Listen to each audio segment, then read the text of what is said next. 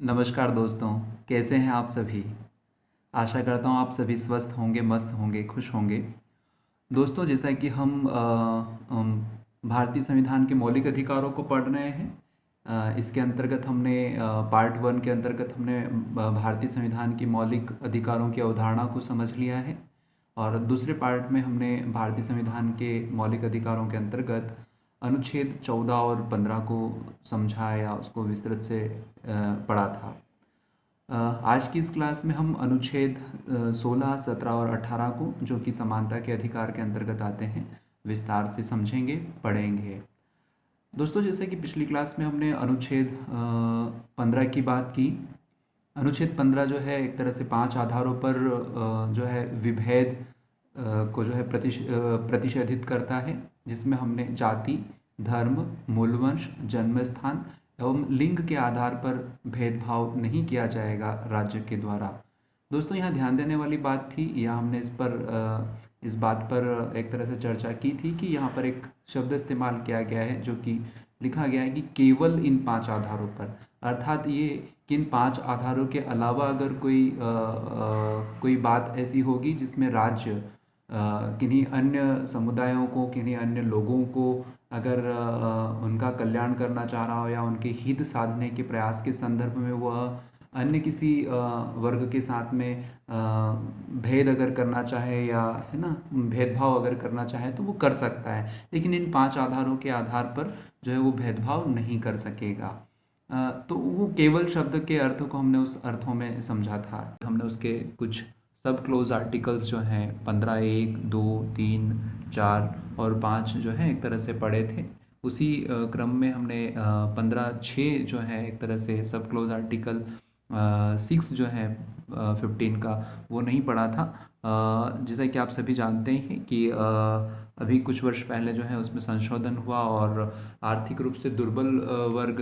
को भी जो है एक तरह से आरक्षण दिया गया, है ना, उनकी उन्नति के लिए विशेष उपबंध इस अनुच्छेद में किए गए। तो ये 15(6) इस बात का प्रावधान करता है। और दोस्तों, इस बात को भी आप बेहतर ढंग से समझते ही हैं कि अनुच्छेद 15 को आधार बनाते हुए या यूँ कहूँ कि इसको व्यावहारिक रूप में लागू करने के लिए ऐसे कई कानून बनाए गए। उनमें आप पाते हैं कि नागरिक अधिकार संरक्षण अधिनियम 1955 बनाया गया। फिर हम पाते हैं कि SC/ST एक्ट जो है, अनुसूचित जाति एवं जनजाति अधिनियम 1989 बनाया गया। आप पाते हैं हिंदू उत्तराधिकार अधिनियम 1956 बनाया गया। इसमें बाद में 2005 में संशोधन भी हुआ। ऐसे ही आप मातृत्व लाभ अधिनियम 1961 के बारे में बात करते हैं। ये भी कुछ है ना, कानून या विधि जो है मातृत्व लाभ से संबंधित जो है बनाई गई। फिर आप पाते हैं कि इसमें 2017 में संशोधन भी किया गया। और इसी क्रम में आप पाते हैं कि कार्यस्थल पर महिलाओं के साथ में यौन उत्पीड़न की रोकथाम, उन्हें निषिद्ध करने के लिए या उनका निवारण करने के लिए जो है एक अधिनियम लाया गया 2013 में, है ना। दिव्यांगजन अधिनियम 2016 में लाया गया। मानसिक स्वास्थ्य अधिनियम 2017 में लेकर के आया गया। तो दोस्तों, ये तमाम तरह के जो प्रावधान हैं, ये प्रावधान या यूँ कहूँ कि बाद में बनाई गई विधि या कानून जो है अनुच्छेद 15 से ही प्रेरित होकर के जो है एक तरह से या उसे जो है एक तरह से व्यवहार में लाने के लिए अलग अलग कानून समय समय पर या विधियां जो हैं एक तरह से अधिनियमित की गई हैं। और मतलब व्यवहार में प्रयास कर किया है राज्य ने, या राज्य के द्वारा, सरकार के द्वारा ये प्रयास किया गया है कि उन आधारों पर जो 7 आधार हमने माफ़ कीजिए, अनुच्छेद 15 के तहत हमने जो 5 आधार पढ़े, उन 5 आधारों पर किसी तरह का भेदभाव नहीं किया जाएगा, जैसी बातों को उल्लेखित किया गया। दोस्तों, ध्यान दीजिएगा, अनुच्छेद 15 के तहत जो है 5 आधार रखे गए। जैसे कि शुरुआत में मैंने 7 आधार बोला, सुधार करिएगा इसमें कि इसमें 5 आधारों को रखा गया: जाति, धर्म, मूलवंश, जन्मस्थान और लिंग के आधार पर जो है एक तरह से भेदभाव नहीं किया जाएगा। और उसी के संदर्भ में ये अनुच्छेद 15 जो है विस्तृत या व्यापक प्रावधान जो है विधि के माध्यम से करता है, व्यवहार्यता में लेकर के आता है। तो दोस्तों, आज की क्लास में जो है हम लोग भारतीय संविधान का अनुच्छेद 16 पढ़ेंगे। और अनुच्छेद 16 जो है लोक नियोजन में अवसर की समता का प्रावधान एक तरह से कर रहा है। तो यहाँ पर हम देखते हैं कि 16(1) जो है इस बात का उल्लेख करता है कि राज्यों के अधीन किसी भी पद, नियोजन या नियुक्ति से संबंधित विषयों में सभी नागरिकों के लिए अवसर की समानता होगी। दोस्तों एक बात समझिएगा कि लोक नियोजन शब्द जो है एक तरह से सरकारी नौकरियां, सरकारी सेवाओं के संदर्भ में प्रयोग किया गया है। सरकारी सेवाओं में किसी भी प्रकार का भेदभाव नहीं किया जाएगा उन 5 आधारों पर, है ना। 5 आधार वो जो अनुच्छेद 15 के तहत पड़े, और अन्य 2 अधिकार या 2 आधार जो है एक तरह से यहाँ जुड़ जाते हैं, जिसमें उद्भव के आधार पर और एक निवास स्थान के आधार पर। इस तरह से कुल 7 आधारों पर किसी प्रकार का भेदभाव जो है एक तरह से लोक सेवाओं में या राज्य के द्वारा नहीं किया जाएगा। इसी बात का प्रावधान जो है आप देख ही रहे हैं अनुच्छेद 16(2) में किया गया कि राज्य के अधीन किसी नियोजन या पद के संबंध में, अर्थात सरकारी सेवाओं में या सरकारी नौकरियों में, धर्म,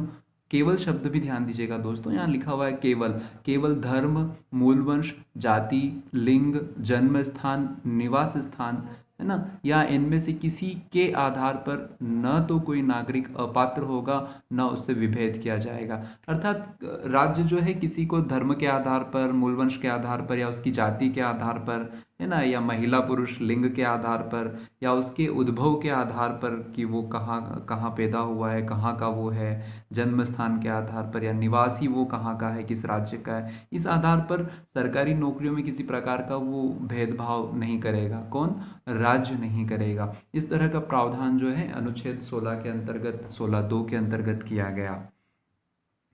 इसी क्रम में जब हम आगे बढ़ते हैं तो हम देखते हैं कि अनुच्छेद 16(3) भी रखा गया है। दोस्तों 16(3) को समझने से पहले 16(2) पर भी मैं कुछ बातें करना चाहूँगा या स्पष्ट करना चाहूँगा कि 16(2) में आप देख रहे हैं कि राज्य ने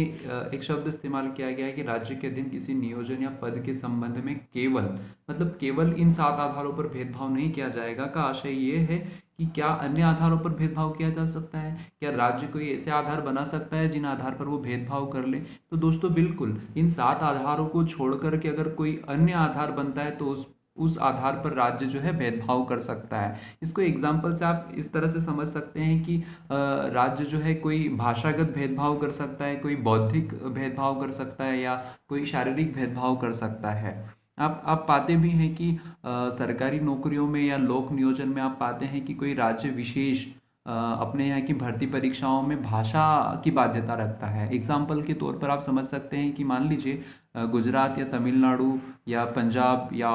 उड़ीसा जैसे राज्य जो है अपने यहाँ की लोक सेवाओं में, या यूँ कहूँ कि यहाँ की भर्ती एजेंसियाँ जो हैं, पीएससी ही मान लीजिए कि गुजरात पीएससी जो है एक तरह से इस तरह का प्रावधान करती है कि वो पेपर गुजराती में जो है निकालती है, और वहाँ पर भाषागत बाध्यता को रखती है कि कम से कम इस भर्ती में बैठने वाले लोग, पीएससी में गुजरात पीएससी में बैठने वाले लोग जो है एक तरह से गुजराती भाषा के जानकार हो। या तमिलनाडु अगर किसी प्रकार की पीएससी परीक्षा के माध्यम से भर्ती करता है तो उसमें भी वो तमिल भाषा को तवज्जो दे सकता है। या अन्य भी कोई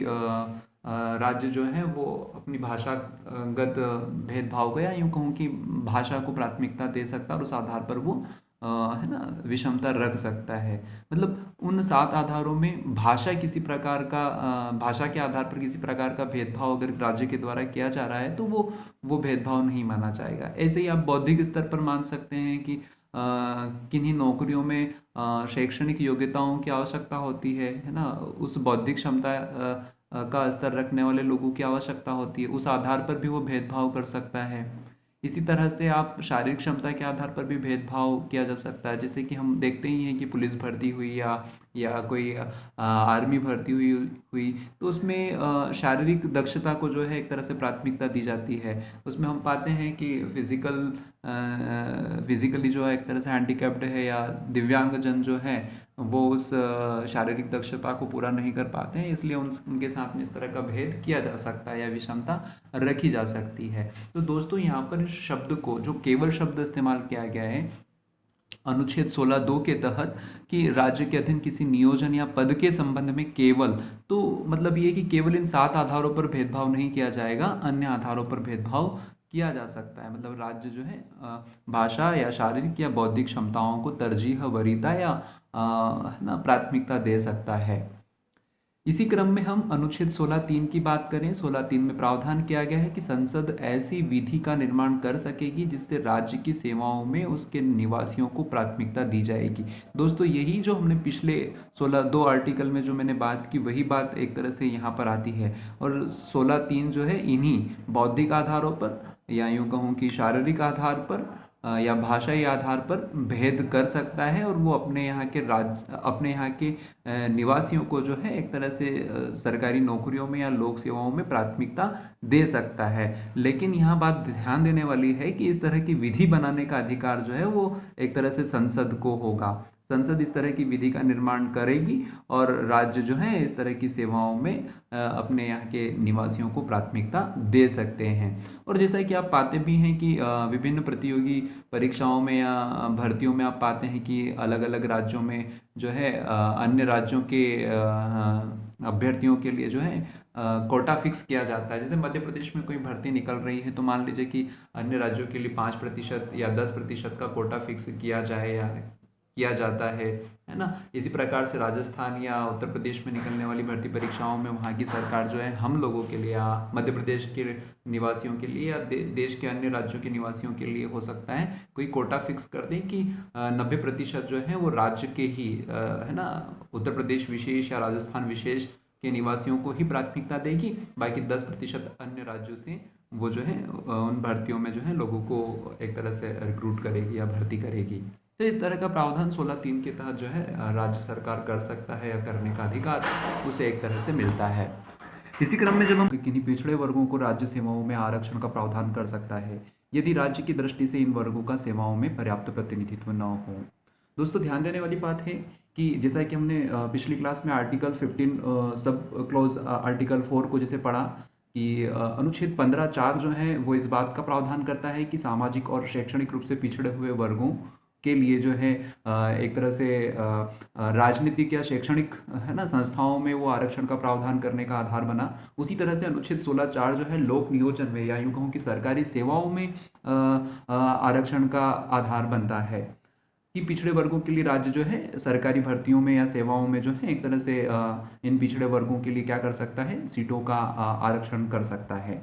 तो ध्यान देने वाली बात है दोस्तों यहाँ पर कि अनुच्छेद 15(4) राजनीतिक और शैक्षणिक आरक्षण की बात करता है, वहीं अनुच्छेद 16(4) जो है वो लोक सेवाओं में रिजर्वेशन की आरक्षण की बात करता है। दोनों अनुच्छेद अलग अलग प्रावधान कर रहे हैं। एक और बात समझने वाली कि जहां अनुच्छेद 15(4)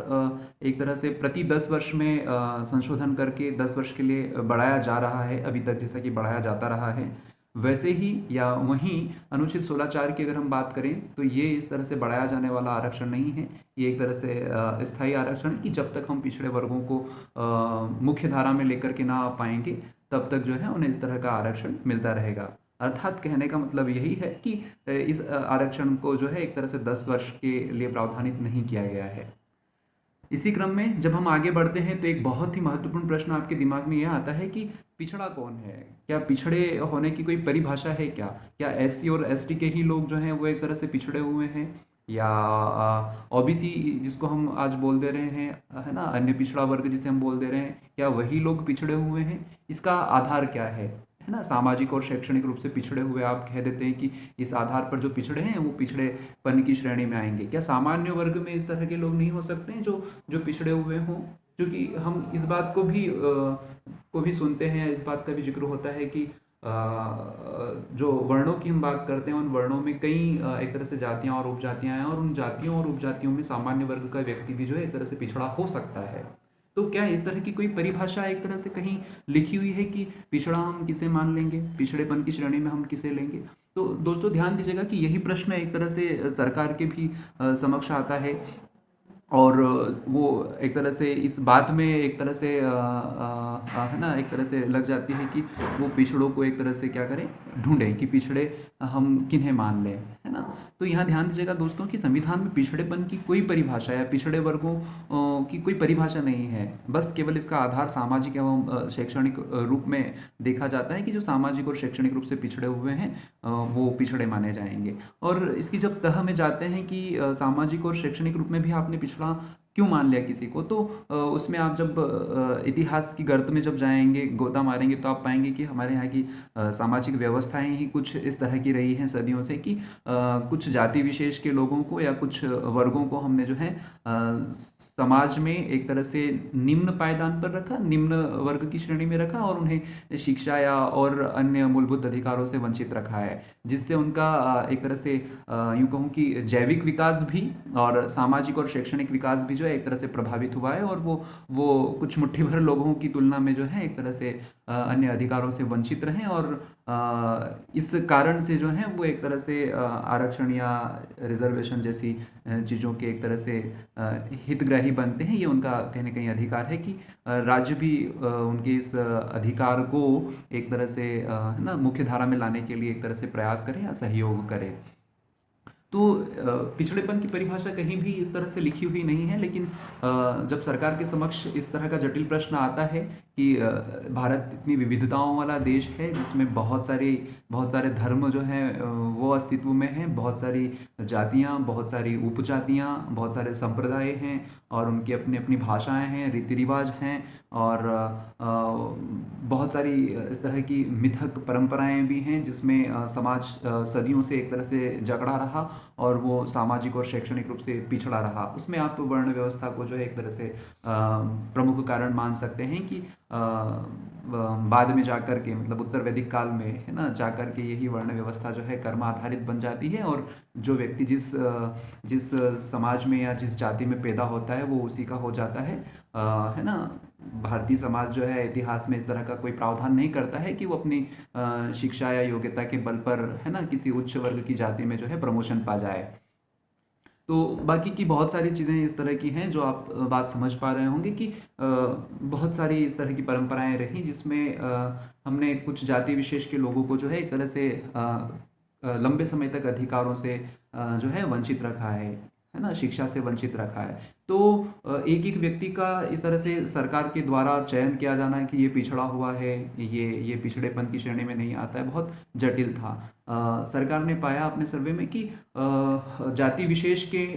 या समुदाय विशेष के कुछ लोग हैं जो कि लंबे समय तक जो है एक तरह से कई अधिकारों से वंचित रहे हैं और इस वजह से उनका सामाजिक स्तर और शैक्षणिक स्तर जो है एक तरह से बहुत पिछड़ा हुआ है। इसलिए उन्होंने उन समुदायों या यूँ कहूँ कि उन वर्गों या उन जातियों को ही एक तरह से पूरा एक तरह से सम्मिलित कर लिया कि ये जातियाँ हैं, ये जातियाँ एक तरह से पिछड़ेपन की श्रेणी में आती है। इसी क्रम में जब आप बात करते हैं तो पिछड़ेपन को परिभाषित करने के लिए पिछड़ेपन के मानकों को तय करने के लिए पहली बार 1953 में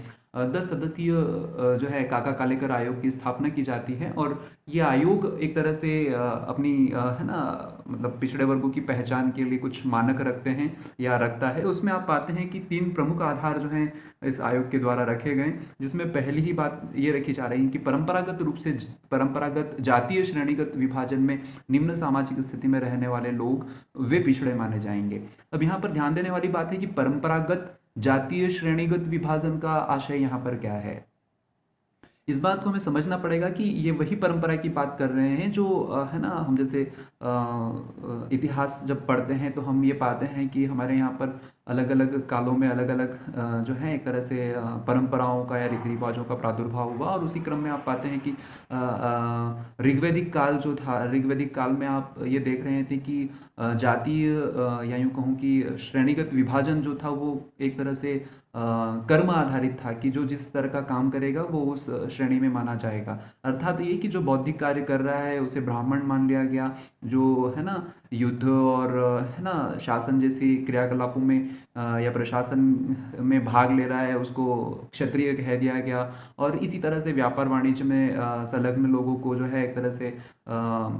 वैश्य कह दिया गया और जितने भी सेवा कार्य थे इन ऊपर के तीनों वर्गों की सेवाओं के संदर्भ में या स्थानीय स्तर पर जितने भी साफ सफाई या तमाम तरह के निचले दर्जे के जो काम हैं उन कामों को या सेवाओं को करने वाले लोगों को एक तरह से क्षुद्र कह दिया गया और इनकी तुलना भी जो है एक तरह से शरीर के अलग अलग अंगों से एक तरह से मिथक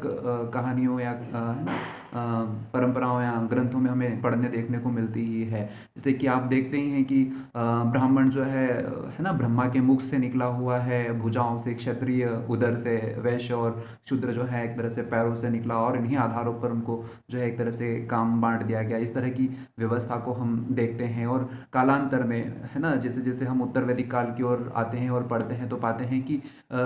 यही एक तरह से ये जो श्रेणीगत विभाजन था, इस कर्म आधारित श्रेणीगत विभाजन को एक तरह से जन्म आधारित बना दिया जाता है, और जो जिस जाति में पैदा हो रहा है या जिस श्रेणी में पैदा हो रहा है वो उसी श्रेणी का जो है उत्तर वैदिक काल से बना आता रहा है। तो ये एक परंपरा का हिस्सा मान लिया गया। और आप पाते हैं कि कई इस तरह की परंपराएं या प्रथाएं शुरू की गई, जिसमें निचले तबके के जो लोग आ रहे हैं, इन चार श्रेणियों के अलावा भी एक श्रेणी आप पाते हैं अंत्यज, एक तरह से, जो कि बिल्कुल वो इन चार क्रमों में तो आती ही नहीं है। एक तरह से बिल्कुल दयनीय स्थिति वाले लोग, वंचित लोग, है ना, हर प्रकार के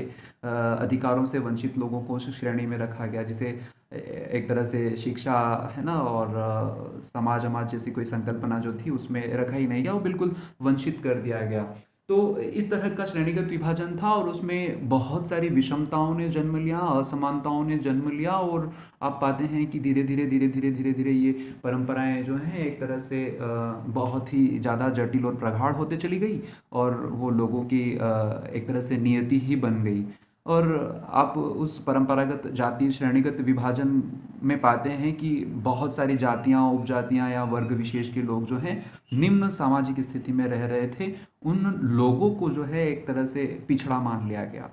तो पिछड़ेपन को मैं इस परंपरागत जाति श्रेणीगत विभाजन के माध्यम से इतना कम शब्दों में, इतना आसानी से है ना, समझाने में एक तरह से असफल ही महसूस कर रहा हूँ। एक बहुत विस्तार से या विस्तृत कहानी उसके पीछे, लेकिन आप थोड़ा सा इस तरह से उसको समझ सकते हैं कि हमारे यहाँ पर आज भी आपको समझ में आ रहा होगा कि जातिगत श्रेणियाँ हैं, हम एक दूसरे को ऊंचा या नीचा मानते हैं, या ऊंच नीच जैसी जो भावना है समाज में आज भी, है ना, मतलब एक तरह से चलती है। उसके कई उदाहरण आप आए दिन पढ़ते सुनते ही हैं।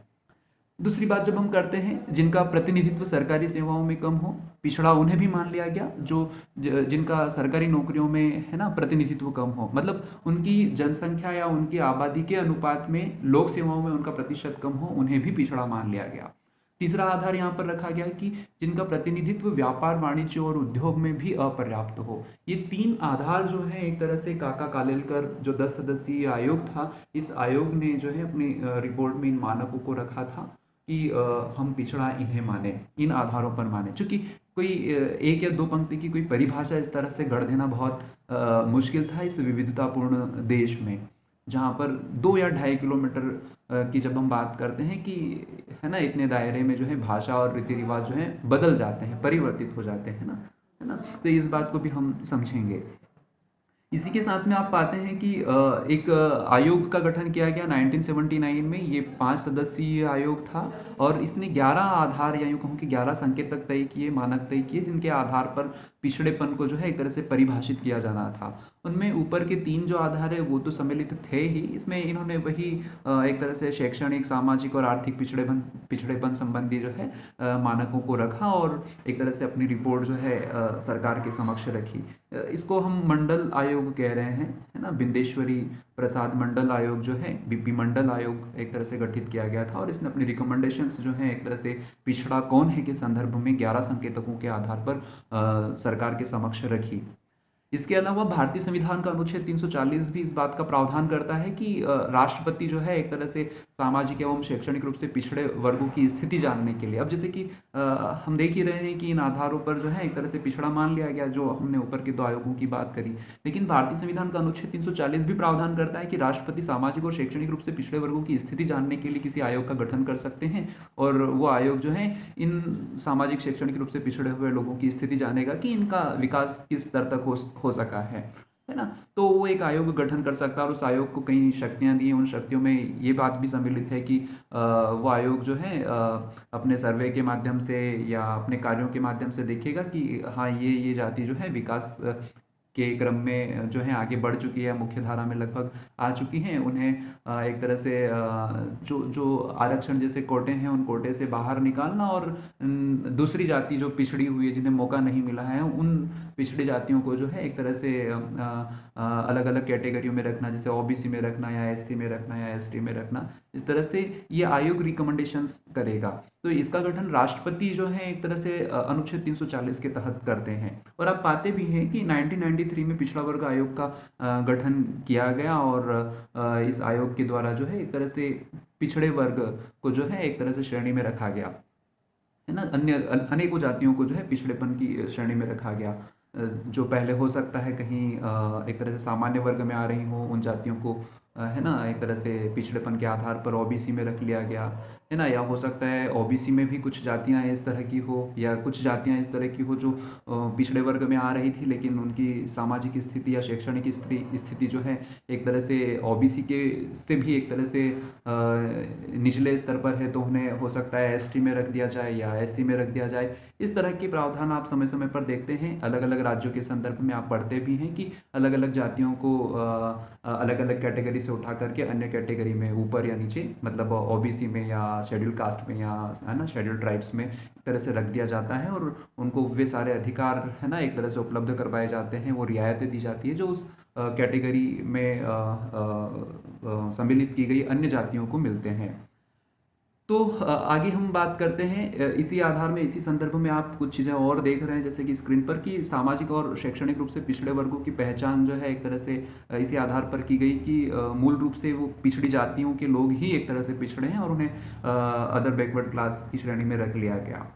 इसी के अलावा, इसके अलावा आप देखेंगे दोस्तों कि यहाँ पर कुछ आर्टिकल्स दे रखे हैं जो कि जातियों के संदर्भ में, कि कौन सी जाति को किस श्रेणी में रखा जाए, और उसके आधार वही सामाजिक शैक्षणिक आधार, उन आधारों पर किस जाति को किस वर्ग में रखा जाएगा। इस संदर्भ में अलग अलग राष्ट्रीय आयोगों का गठन किया गया। जैसे मैंने कहा कि 1993 में अन्य पिछड़ा वर्ग आयोग का गठन किया गया अनुच्छेद 340 के तहत। उसी तरह आर्टिकल 338 के तहत हम यहाँ देख रहे हैं कि अनुसूचित जाति और अनुसूचित जनजाति के लिए एक राष्ट्रीय आयोग का गठन किया गया, और इसी आयोग से आप देखेंगे कि 89वां संविधान संशोधन वर्ष 2003 में हुआ, और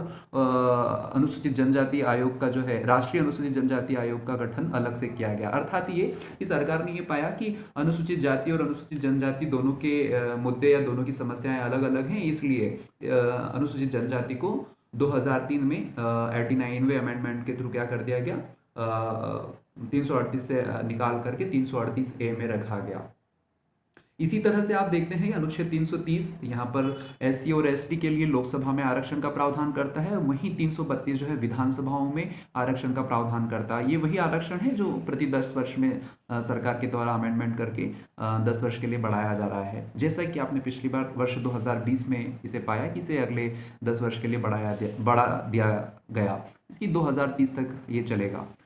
फिर यहाँ पर एक बात ये भी ध्यान देने वाली है, बहुत महत्वपूर्ण बात है कि राज्यसभा और विधान परिषदों में एससी एसटी के लिए कोई आरक्षण का प्रावधान नहीं है। ये फैक्ट भी महत्वपूर्ण है, कई बार प्रश्न कई एग्जामों में पूछ लिया जाता है। और ये आर्टिकल्स जो हैं वो तो महत्वपूर्ण है ही कि किन आर्टिकल्स के तहत किन राष्ट्रीय आयोगों का गठन किया गया है, या एससी एसटी को लोकसभा में आरक्षण किस आर्टिकल के तहत दिया जाता है, या विधानसभाओं में किस आर्टिकल के तहत जो है उन्हें आरक्षण दिया जाता है। जी दोस्तों, आगे हम बात करते हैं अनुच्छेद 16(5) की बात कर रहे हैं। अनुच्छेद 16(5) में धार्मिक सांप्रदायिक संस्था को अपने धर्म या संप्रदाय में किसी पद पर नियुक्ति करने की छूट यहाँ पर दी गई है। 16(5) इस तरह का प्रावधान जो है भारतीय संविधान में करता है, और इसमें आपको समझना होगा, इसका आशय यही है कि जो भी धर्म है, जो भी पंथ है, उस धर्म के अनुयायी अपने ही धर्म के किसी व्यक्ति विशेष को धर्म का प्रमुख बना सकते हैं इस संदर्भ में, या उसकी नियुक्ति कर सकते हैं इस संदर्भ में। उन धर्मों को छूट दी गई है। एग्जाम्पल के लिए मान लीजिए कि हिंदू धर्म में किसी मंदिर के या किसी धर्म के प्रमुख के रूप में अगर किसी को निर्वाचित करना हो, तो वो पुजारी के रूप में किसी व्यक्ति को चुन सकते हैं, निर्वाचित कर सकते, मतलब नियुक्त कर सकते हैं। उसका हिंदू होना आवश्यक है। इसी प्रकार से इस्लाम में किसी भी व्यक्ति को प्रमुख चुना जा सकता है या नियुक्त किया जा सकता है, लेकिन उसका इस्लाम धर्म से आना आवश्यक है, वो इस्लाम का मानने वाला हो। इस तरह की छूट धार्मिक या सांप्रदायिक संस्थाओं को दी गई है, अपने प्रमुखों को या पुजारी या है ना जो भी उलेमाओं या जो भी जिनको भी ये चयनित करना चाहें धर्म प्रमुखों को, उनको चयनित कर सकते हैं। ये 16(5) के तहत दिया गया है। मतलब यही है कि राज्य इस तरह का इन धार्मिक संस्थाओं पर जो है एक तरह से दबाव नहीं बना सकती कि उनके धार्मिक प्रमुखों की या है ना धार्मिक संस्थाओं में किसी प्रकार की रिक्रूट की जाए और उसमें है ना मतलब धर्म की बाध्यता ना हो, मतलब है ना किसी व्यक्ति का हिंदू होना या मुस्लिम होना आवश्यक नहीं है। बस आप मंदिरों में भी जो है एक तरह से मुस्लिम व्यक्ति को जो है प्रमुख बना दीजिए और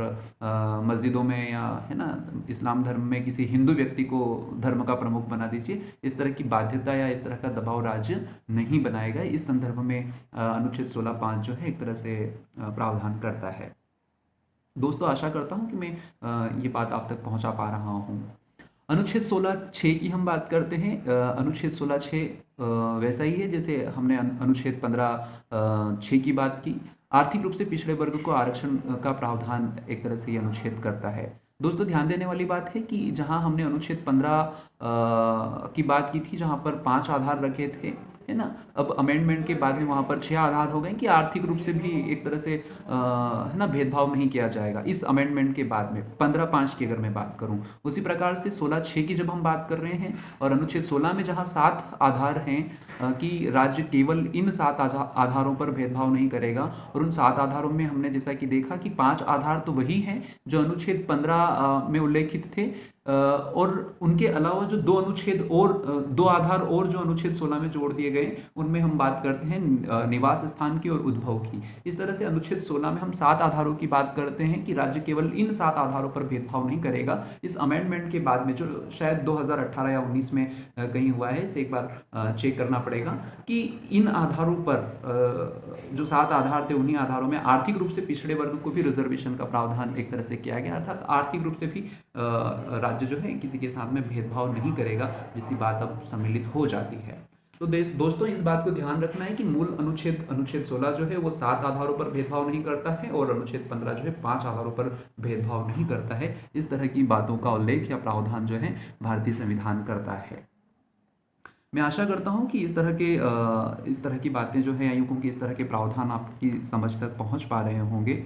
इसी क्रम में जब हम आगे बढ़ते हैं तो हम अनुच्छेद 17 की बात कर रहे हैं। अनुच्छेद 17 जो है एक तरह से अस्पृश्यता और छुआछूत का अंत कर रहा है। और आप समझ भी पा रहे हैं कि जैसा कि हमने अनुच्छेद 16 में ही बात की कि है ना कुछ सामाजिक और शैक्षणिक आधारों पर जो पिछड़ेपन की हम बात कर रहे थे, 15 के बाद में अनुच्छेद 15 के बाद में जो हमने बात की, वहाँ पर ये बात समझने वाली है कि सामाजिक और शैक्षणिक रूप से कुछ लोग पिछड़े हुए थे। उसी क्रम में अब हम देखें कि सामाजिक रूप से पिछड़ापन मतलब यही कि जो निचले तबके के लोग थे उनके साथ में बर्ताव जो है एक तरह से विषमतापूर्ण बर्ताव हो रहा था, उनके साथ में अस्पृश्यता और छुआछूत जैसी प्रथाएं जो एक तरह से समाज में संलिप्त थी या समाज में एक तरह से सदियों से चली आ रही थी, और इंसान को एक तरह से इंसान नहीं समझा जा रहा था, जैसे कई कई आपको चीज़ें पढ़ने या सुनने को मिलेगी। उसके संदर्भ में यहाँ पर संविधान में एक प्रावधान किया गया कि और फंडामेंटल राइट्स में रखा गया कि अस्पृश्यता और छुआछूत का अंत किया जाएगा। कोई व्यक्ति किसी के साथ में इस तरह का भेदभाव नहीं कर सकता उसकी जाति के आधार पर, है ना, उसकी मतलब सदियों से या प्रथागत आधार पर जो वो एक तरह से निम्न निम्न दर्जे का व्यक्ति माना जा रहा था या निम्न श्रेणी के अंतर्गत आ रहा था, उस आधार पर उसके साथ में अस्पृश्यता या छुआछूत नहीं किया जाएगा। और ध्यान देने वाली बात है कि इसी अनुच्छेद को व्यवहार में लाने के लिए अस्पृश्यता अधिनियम 1955 बनाया गया और इसमें संशोधन 1976 में किया जाता है और इसे नागरिक अधिकार संरक्षण अधिनियम बना दिया जाता है। और भी आप पाते हैं कि 1979 में जो है एक तरह से है ना अनुसूचित जाति जनजाति अत्याचार निवारण अधिनियम भी एक तरह से लेकर के आया जाता है। इस तरह के अलग अलग कानून जो हैं इस अधिकार को दिलाने के संदर्भ में जो है एक तरह से सरकार के द्वारा बनाए गए हैं।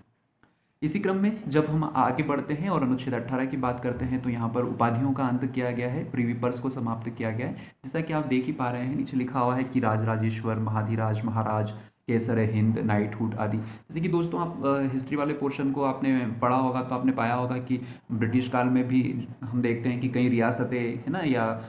इससे पहले भी हमारे देश में है ना रियासतें रही हैं, राजा महाराजाओं का एक तरह से यहाँ पर लंबे समय तक शासन रहा है। तो आप पाते हैं कि उन्होंने अलग अलग उपाधियाँ धारण की थी और उन उपाधियों के तहत उन्हें जो है एक तरह से उनके नाम में जो है एक तरह से सम्मान सूचक शब्द जुड़े हुए थे, यही उपाधियाँ जुड़ी हुई थी। और कई लंबी लंबी उपाधियां जो हैं उनसे उनको जो है सुशोभित किया जा रहा था, है ना। राज राजेश्वर, महाधिराज, महाराज, केसर हिंद, नाइटहुड, इस तरह की उपाधियां जो हैं एक तरह से दी जा रही थी, जो कि आप पाते हैं कि अगर देश आज़ाद हो जाने के बाद में भी, संविधान का निर्माण हो जाने के बाद में भी अगर ये चलती हैं तो ये एक तरह से गलत है। जहाँ पर हम आर्टिकल 14 के तहत ये कह देते हैं कि है ना, समानता का अधिकार जो हमें मिलता है, और अगर अभी भी हम इस तरह की उपाधियों को अगर है ना अगर मतलब मान करके चलेंगे या मानेंगे, तो ये एक तरह से लोगों के साथ में भेदभाव भी किया जाएगा कि कुछ लोगों के साथ में आप विशेष प्रकार का व्यवहार करते हैं और कुछ लोगों के साथ में जो है आप, है ना, असमानता का व्यवहार कर रहे हैं। इसलिए राज्य ने एक तरह से इन प्रिवी पर्स को या इन उपाधियों का अंत कर दिया। दोस्तों, यहाँ पर बहुत ही महत्वपूर्ण बात ध्यान देने वाली है कि कुछ सैन्य उपाधियाँ या कुछ शिक्षण उपाधियाँ या, है ना, इनको जो है हम एक तरह से उपाधियों के दायरे में नहीं लेते हैं। जैसे कि सेना में आप देखते हैं कि मेजर, कर्नल या जनरल जैसी कुछ उपाधियाँ होती हैं, वो इन उपाधियों के अंत के दायरे में नहीं आएंगी, है ना। ऐसे ही शिक्षण उपाधियों में आप जैसे देखते हैं कि किसी ने पीएचडी कर लिया है, किसी ने, है ना, कोई कोई किसी ने मेडिकल साइंस में डॉक्टरी की है तो उसके नाम के आगे डॉक्टर लग रहा है। पीएचडी करने वाले को शैक्षणिक एक तरह से उपाधि मिल रही है और उसके नाम के आगे डॉक्टर लग रहा है, और वो सामान्य नामों से विशेष तरह के हमें दिखाई देते हैं, तो वो उन उपाधियों के दायरे में नहीं आएंगे। इसी प्रकार से आप पाते हैं कि पद्मश्री, पद्म विभूषण और भारत रत्न जैसी उपाधियां भी इस दायरे से बाहर रखी गई है। इस बात को भी ध्यान देना है दोस्तों कि ये जो पद्मश्री, पद्म विभूषण और भारत रत्न जैसी उपाधियां 1954 में हम बात करने की जब हम देखते हैं कि जब इन्हें शुरू किया गया,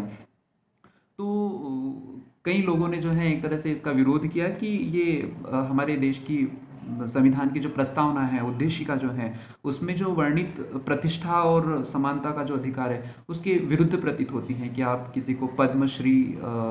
है ना, मान लीजिए कि लता मंगेशकर या पद्म विभूषण या भारत रत्न सचिन तेंदुलकर या तमाम तरह के जिन्हें भी आपने ये उपाधियां दी हैं, उनके नाम से पहले इस तरह से पद्मश्री, पद्म विभूषण या भारत रत्न लगता है। इस तरह की उपाधियां अगर आप उन्हें देते हैं तो ये एक तरह से समानता के अधिकार के विरुद्ध विरुद्ध भी है, और उद्देशिका में जो वर्णित प्रतिष्ठा और समता जो है उसके भी विरुद्ध है। इस तरह की बात कह करके जो है तर्क दे करके इस बात का विरोध किया गया। और आप पाते हैं कि 1977 में जाकर के जनता पार्टी सरकार जो है वो इन मतलब इन उपाधियों को या यूँ कहूँ कि पुरस्कारों को एक तरह से समाप्त कर देती है। और ये हम देखते हैं कि इसी क्रम के बाद में 1980 में जब इंदिरा गांधी की सरकार आती है तो वो फिर से इन पुरस्कारों को जो है वितरित करना शुरू कर देती है। तो ये जो मामला है, या यूँ कहूँ कि फिर से इन्हें शुरू किया गया इन पुरस्कारों को, तो ये मामला एक तरह से न्यायालय में जाता है, कोर्ट में जाता है, चुनौती दी जाती है इस मामले को। और न्यायालय जो है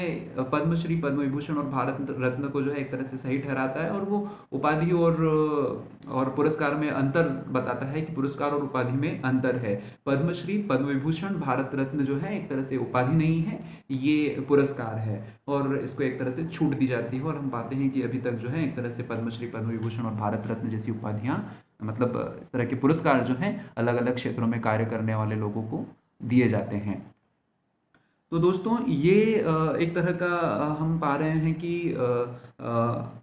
समानता के अधिकार के अंतर्गत हमने अनुच्छेद आज आज जो है अनुच्छेद 16, 17 और 18 को विस्तार से समझा या समझने का प्रयास किया। मैं आशा कर रहा हूँ कि ये समस्त बातें आप तक पहुँच पाई होंगी। और किसी प्रकार का कोई डाउट हो, किसी प्रकार का कोई प्रश्न हो, तो दोस्तों आप कमेंट बॉक्स में ज़रूर डालें। और किसी प्रकार का सुधार करने के संदर्भ में आपकी अगर कोई सलाह हो तो वो भी आप कमेंट बॉक्स में ज़रूर डालें और हमें अवगत कराएं कि हम अपनी बातों को आप तक पहुंचाने में इस तरह के सुधार कर सकते हैं और इस तरह से और प्रभावशाली आपके लिए हो सकती हैं। लेकिन कुछ सीमित संसाधनों के साथ में हम अभी इस तरह का कर रहे हैं, लेकिन हम बहुत जल्द जो है इसमें सुधार करते हुए बाकायदा आप लोगों के लिए है ना, पीपीटी जो है एक तरह से पावर पॉइंट प्रेजेंटेशन आप लोगों के लिए लेकर के आएंगे और पीडीएफ को उस तरह से उपलब्ध करवाएंगे।